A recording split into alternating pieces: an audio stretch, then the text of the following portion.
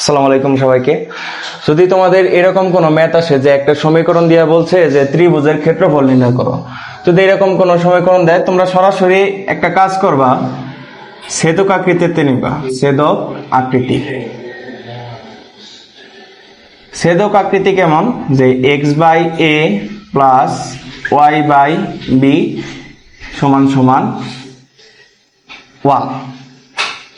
এরকম যদি হয়, একটা ছেদক আকৃতি যদি এরকম হয় যে এখানে যেটা থাকবো এই পাশে সমান সমানের ডান পাশে তোমাকে 1 বানাইতে হবে, ঠিক আছে?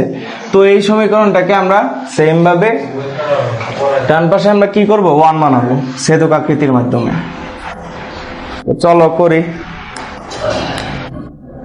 যে 5x প্লাস 6y সমান সমান 30। তাহলে আমরা যদি 1 বানাইতে যাই তাহলে এই পাশে কি 30 দ্বারা ভাগ করা লাগবে উভয় পাশে। 5x by 30 plus 6y by 30, এই পাশে কি 30 বাই 30। যদি আমরা করি তাহলে এখানে আসবে কি x by 6 plus y by 5, এই পাশে আসবে কি 1। এখন ত্রিভুজের ক্ষেত্রফল, ত্রিভুজের ক্ষেত্রফল ত্রিভুজের ক্ষেত্রফল আমরা কি জানি, হাফ ইন্টু এ বি। তাই যদি হয় তাহলে এটা আমার এ, এটা আমার কি বি।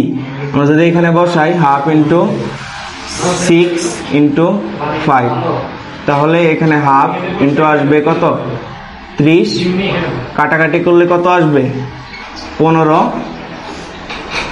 তাহলে এখানে আমার উত্তর কত হবে, 15 বর্গ একক, 15 বর্গ একক। তো সিম্পল যদি এরকম সমীকরণ দিয়ে ম্যাথ আসে তোমরা এইভাবে ছেদক আকৃতিতে নিবা, ছেদক আকৃতিতে নিলেই তোমাদের ম্যাথটা ইজিলি সলভ হয়ে যাবে।